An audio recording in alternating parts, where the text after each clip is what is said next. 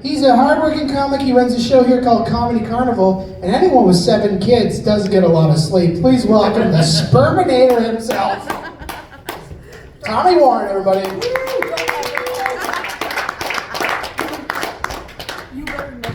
Thanks again, everyone, for coming out. Much appreciated. And I kind of do like a deep room. Reminds me of my ex. You can hear the echo. I just got to check to make sure she's not here. The restraining order says I'm not allowed to say bad things about the bitch.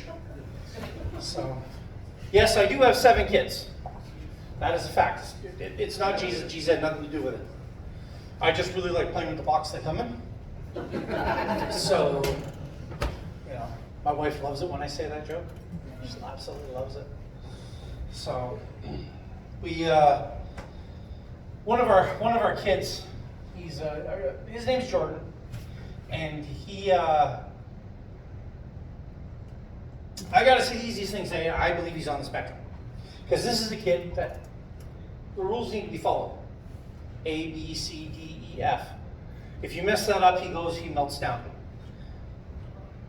He was playing chess at school, and this one boy didn't want to follow properly. So my son Jordan decided to grab the chessboard and throw it. Teacher said not allowed to do that, he wasn't following the rules. Teacher said, well, that's okay. So my son threw a desk at him. True story. And then I got my other son, who is a carbon copy of, my wife says it's me, but it's more her. He's a sarcastic little dick, our 10-year-old. If those of you who got kids know, they're sarcastic and they're dicks. So he's at school one day and he had the nerve to tell all the other kids in his class, because they were talking about cars, what his dad's favorite ride is. Can you guys guess what my favorite ride is? If you said my wife, you are correct. So that's it. And then I get the call, the teacher called me. And I was like, well, it's not wrong. So she's like, well, this conversation ain't going anywhere. And I was like, nope. So I high-fived him and took him a fresh cream. So I was going to make a joke about some of the women on Barton Street, because I did live in Barton for a few, well, not in Barton, I lived in Hamilton for a few years. And one thing I like to do with the prostitutes you pick up in Barton, put a little bit of pepper on their pillow, so when you put her face down, she sneezes and it grabs it. So that helps along. Feel free to use that. That's okay. So, as you guys can tell, I'm a little weird. Growing up, I asked my parents to get me tested. We finally broke down and got me tested. It turns out I have OCD, which really isn't a surprise to anyone. And then growing up, it grew, you know, like as you get a disease or something when you're a kid, when you grow up, it changes into something else. And mine did. So I went from having OCD to obesity, which is fine by me. But I am working on losing weight. And my doctor, you know, he tried that whole, I'm going to scare the shit out of you. Look, dude, you got like a year to live if you don't straighten up. I will say, since February of last year to now, I've lost 40 some odd pounds. Thank you. Yeah, I was fatter.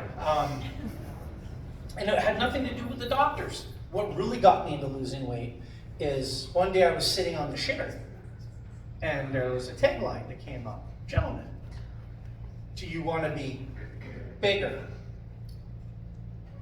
Right. So immediately I went, well, let's see. And it was written in the New England Journal of Medicine, one of the most respected journals out there in medicine. And it said for every 13 to 17 pounds a guy loses, he can gain an inch. Do the math, ladies and gentlemen. 44 pounds. I thought it was working the other night. I finally broke my wife down enough to let me sleep with her again. And she was like, oh. And I was like, oh my God, it's working, you can feel it. She says, no, you're on my fucking hair. So it's not everything you read up to be, so, you know. So I went to my doctor just last week, and I turned out, believe it or not, I am not fat. And I was really surprised when he said that.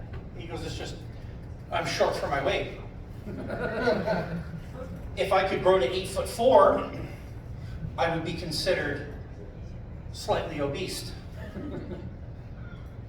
So then I turned around and I looked, and the scale in my doctor's office is a digital scale. My shadow was on it. It registered a weight. I stepped away, it went to 0. My doctor goes, sometimes it glitches. I've watched that scale every time I've gone in.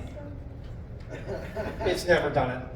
So, and I know because I see that scale a lot because I'm in the doctors a lot because 9 years ago, I went ahead and I got the call no one wanted, and I was told that I had advanced colon cancer. And if I didn't do something about it, I was going to die very shortly. So I went, I had surgery, changed my diet, and I said, you know what, fuck you cancer, not today. And I fucking beat it. Standing here today, I am colon cancer free.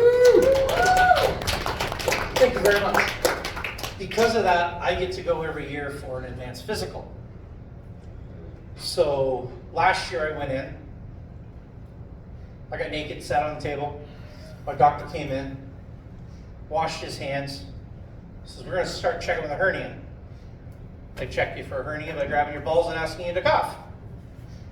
He just washed his hands in cold water. Anybody knows what happens to guys when they're around cold, right? Yeah, so the best I could get was a caught me off guard. I look down and my doctor's looking up at me. He's right here hanging on to my joint. So we locked eyes, and then the worst thing possibly could happen.